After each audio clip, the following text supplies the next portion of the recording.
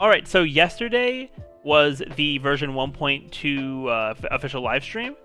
And so in this video, I'm going to break down all of the info that was presented in the stream. And it's kind of going to be a TLDR for all of the new content, events, characters, all that fun stuff that's going to be coming to Honkai Star Rail in version 1.2. So if you are interested and you want to see more Honkai Star Rail content, you're enjoying what you're seeing, definitely be sure to leave a like, comment, subscribe to the channel, and ring that notification bell. We have a lot to get through today because there's a lot of stuff coming. So we're just going to get right into it. So first things first, they showed us that there is going to be a new Trailblaze mission, which is the main story, which is so nice because in 1.1 we didn't get any main story continuations. We really mainly just got the companion quests in terms of like learning about characters, which was definitely great, but it's really nice to finally be coming back to the main story in 1.2. And I feel like, based on the info that was shown, we're probably going to be reaching the end of the Xianzhou Alliance story. So that'll definitely be really cool to see how the conclusion of that's going to end up being. Then next, they went into the upcoming summonable characters. So the first half is going to be Blade, and they revealed on Blade's banner he's going to have Arlen, Sushang, and Natasha, which I think, Arlen might be a little weak, but I'll explain later. He might actually be a little better in 1.2 with some other additions that they're going to have. And then Sushang is great for damage, and then Natasha's a good healer. Everyone's going to have a Natasha because she is a free character, I'm pretty sure.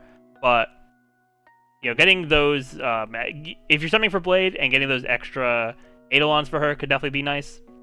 Then we have Kafka's banner for the second half, and her featured character is going to be the new 4-star Luka, as well as Sampo and Serval, which for me personally is an amazing banner in terms of where my account is, and then being able to get Luka will also be really nice for me. So yeah, I'm definitely glad I'm going to be something for Kafka. And then of course with the two of them, there's going to be their 5-star light cones. They didn't go into what the light cones do, so we'll see that as it gets closer to them coming out. So then after that, they talked about how there's going to be 2 new areas in the Xianzhou Alliance. It's going to be the Alchemy Commission, which was brought up briefly in the story. And then the Scale Gorge Waterscape, which is a new area that we don't know much about. And these 2 areas, it looks like are going to be part of the new story. And what was cool too about the trailer, which I kind of already expected just from the Twitter reveals recently, they did show the new Dan Heng form, the Inhibitor Lune, which I'm just gonna call him Lune for short. I'm not trying to say that whole full name every time I say it, but yeah, seeing all that, we saw some interesting stuff in the trailer, so we'll definitely be seeing more of these areas once we get through the main story.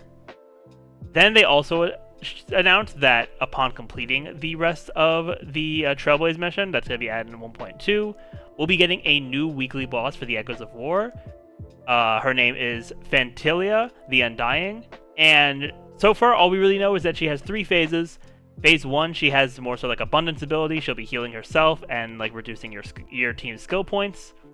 And then the second phase, she will be using more destruction type powers and will be causing damage to you and all that kind of stuff. And they didn't say anything about phase 3. They probably don't want to spoil too much about her, which is fair because she is probably going to be the main boss of the Xianzhou Alliance story.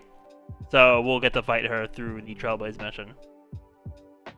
And her drops for the weekly bosses is going to be the advanced trace materials for Blade, Kafka, and Luka.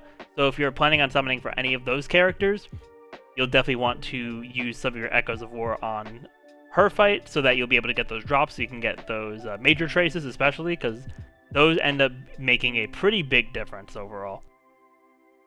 Then there's also going to be a new Stagnant Shadow material. There's going to be a new Ascension material specifically for Blade. It's interesting that they're adding a separate material for him.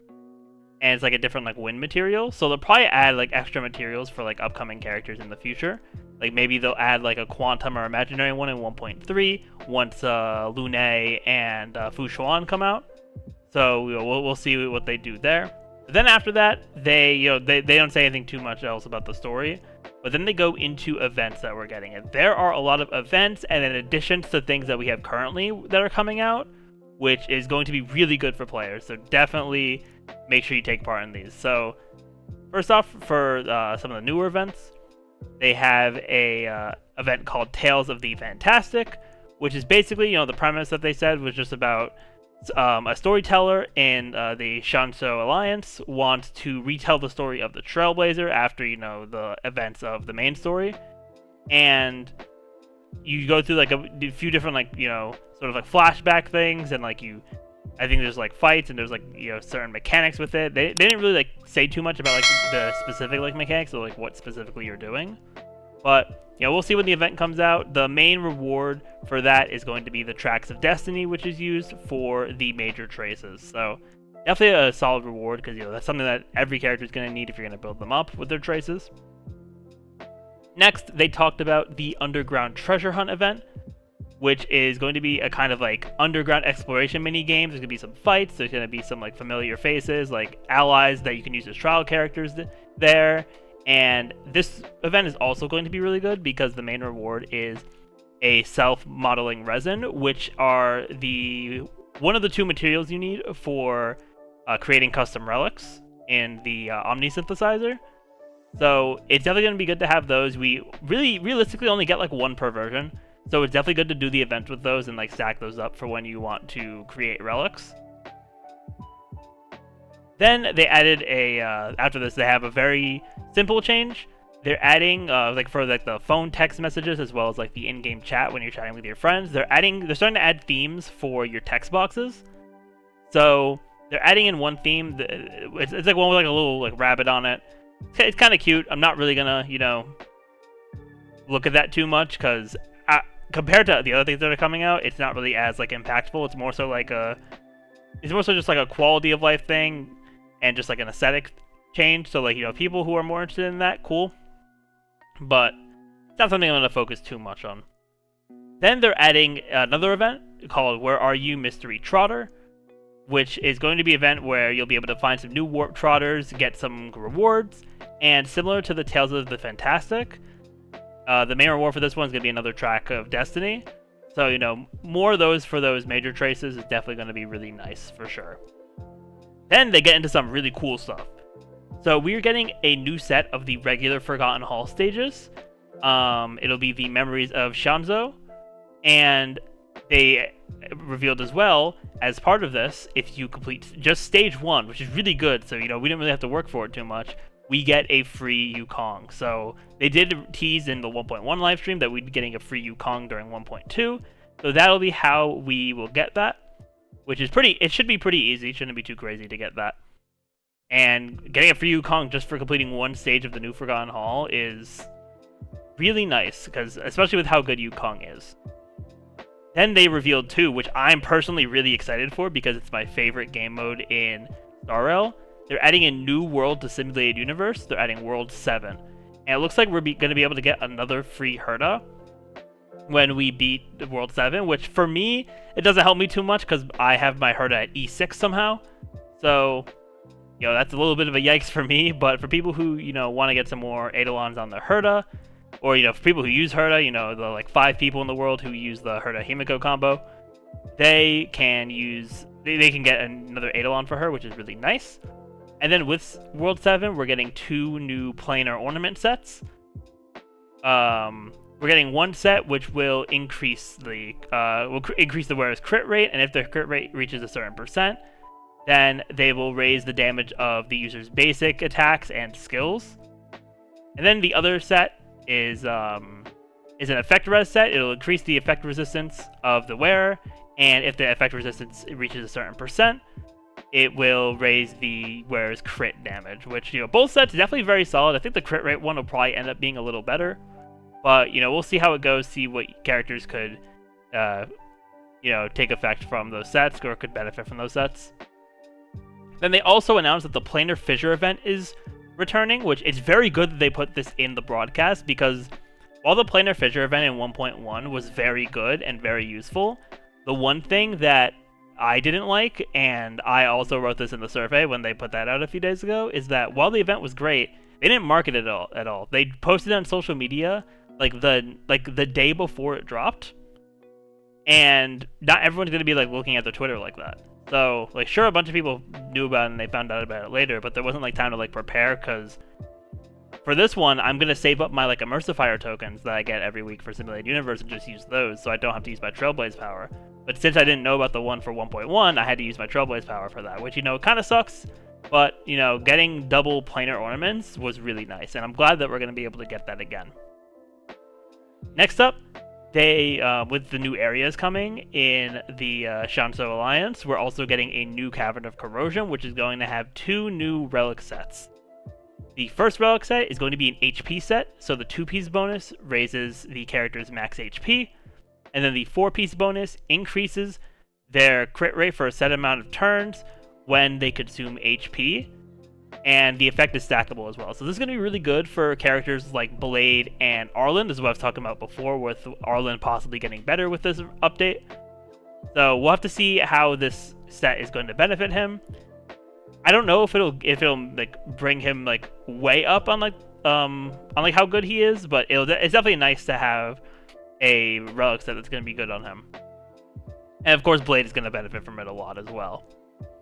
Then the second set is a speed increase set for the 2-piece bonus, and then for the 4-piece, whenever the wearer uses their ultimate on any allies besides themselves, it'll raise the speed for all allies for a set number of turns, and you cannot stack this. So, you know, it's just once until it goes away, and then you can activate it again. And this is going to be good for more support characters. Like, I think this could be really good for Bronya, where, because her ultimate is going to be on the entire team. So not only will the team get attack and crit damage boost from her ultimate, but they will also get a speed boost from the relic set, which will be really nice. Then they also announced that there's also going to be a double relic drop event for the Caverns of Corrosion. It's an event called Realm of the Strange. So that's also going to be nice. Basically, same concept as the Planar Fissure event, but instead of it being for the planar ornaments, it's going to be for the normal relics from the caverns. So getting double relics is going to be so nice, especially since I feel like a lot of players, you know, especially for like free-to-play players, they probably have not, and me included, have not really grinded for relics too like crazily. I'm getting like kind of close to like being able to, but this will definitely like give me a good reason to, and hopefully I'll get some good pieces as well with the double drops. Then we're almost done here. They announced that there's going to be 2 new companion quests in version 1.2. It's going to be for Kafka and Yukong. And then for the final event, they are bringing back, as they've had in the past 2 versions, the Gift of Odyssey event, which for logging in for 7 days, you can get a free 10 pull in terms of the special stellar stellar passes, I believe they're called, which is so good for, you know, if you're summoning for Blade, if you're summoning for Kafka, if you're waiting for 1.3 for either Lune or Fushuan, or even if you're like saving way beyond that too. Just having an extra 10 pull is going to be so nice, for especially for free-to-play players. I mean, for anyone realistically, but especially for free-to-play players. But yeah, those are all of the new pieces of content that are coming out in version 1.2. Let me know what you thought of them in the comments down below. There's definitely a lot to take in here, so I definitely want to make this video, you know, breaking it down and, you know, giving you all the information in a quicker way, because, you know, the live stream was about like 40 minutes. But yeah, thank you all so much for watching. I'm going to be covering more of this stuff in depth in the coming days, as well as during once 1.2 is out. But yeah, if you enjoyed, definitely be sure to leave a like, comment, subscribe to the channel, all that fun stuff, and I will see you all next time.